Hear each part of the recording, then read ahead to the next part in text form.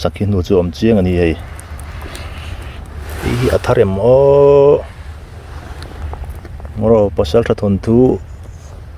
kan chiar thin te kan ngai to liat lokila a nu om dana hian alang chiang them hengi chu hlui to ti a riat deuh le kai na te alo patwa helai mi hi chu tu kina mi vel ani email ka ti ala phut dep me he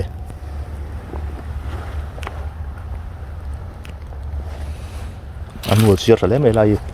karin da chun helai tanga hemi le hai non ka nanga ti hian hemi phei akan trin ni ai sakhi niak chu ka mu chianga pot me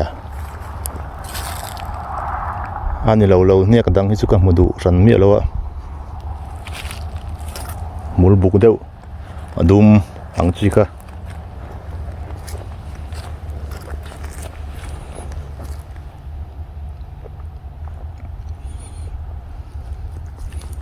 kakal zel don nge niang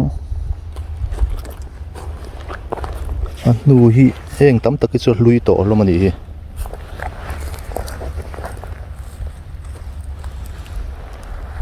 helai tang ron kan chau te hret mai dian helai tang hian khumi ruam pik dewa tang kuan helai fai lai tin ron kan chawa ani chuan helai thing buk vela han mo lo thu tai la lo chang tai la mase hunting dang sapel ve dang honen kanin lip dalang em enga chu nula chiar thaphian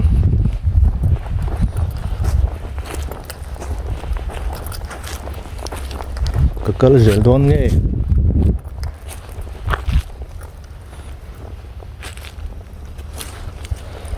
anu chiar ko melai helai anu chiar tup ka mu da tang kan hei chetein kan sukla lek china aron chona ne ka ta kan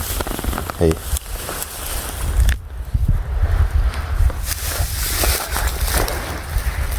na ek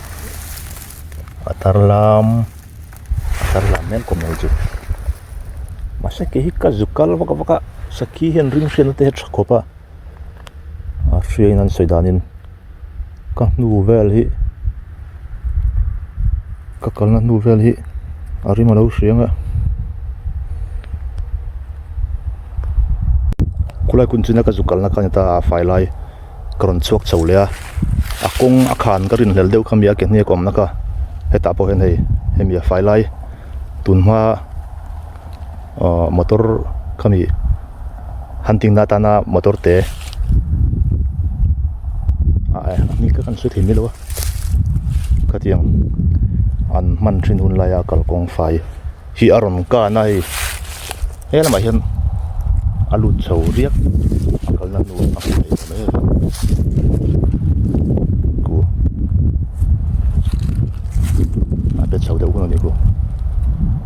la ya kong kan na thin chu fiat me a khan ve lai deuh chu ni sang lama kon su kul le chimina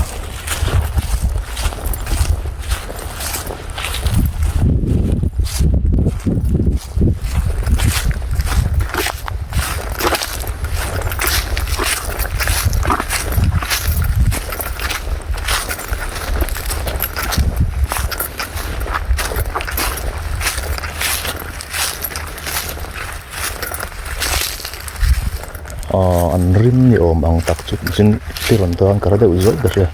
an bo na nu vela mo an zun le ek rim deuh an yang hei sa huan rim ti meang ka tiang deuh ka na ri chu kamit le ka beng hi ka hearing te poi thavak lowa kamit te poi hai tar vet bun angaya thavak lowa kana ri chu chung jinga chon karim shet ne thave ang reng pathian zara covid-19 kan positive kan damolai po kan min rim shet nan lo sung te pon rim shet nan lo lain ke chu karim shet na pathian zara that lang par chung awang jon kanar hi karim shet na atha aniang te kan ti ve dewa tunga po kan sakhirim ram vak thang kan nilowa ani am chu ra chung ona in ram hnuai an na chun le ram sa zun le ek rim tenen sahuana hi kan kala ram sarim katiang deuh chi kha aron nam deuh zoi me chu ka sele to sa chu am ngei te zo riat ni so lam pik chung ngu chung atu son ing pun isela mun dang lakal du nat kan e wangin mun ran de ya kilam kan khuatanga chaklam hello Illinois Chicago kal kong chho le Minnesota kal kong kalam akan mun pakat en le du lok kan e wangin lam chu kal san ri impat meang